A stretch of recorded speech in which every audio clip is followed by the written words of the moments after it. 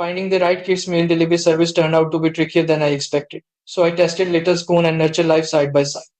Little Spoon focuses on meals that grow with your child from organic baby blends to finger-friendly biteables plates, lunch kits, and even smoothies, all with rigorous safety testing and clean ingredients. They rotate through 100 plus options and price meals from about $3 for blends to $6, $7 for toddler plates when you buy larger boxes.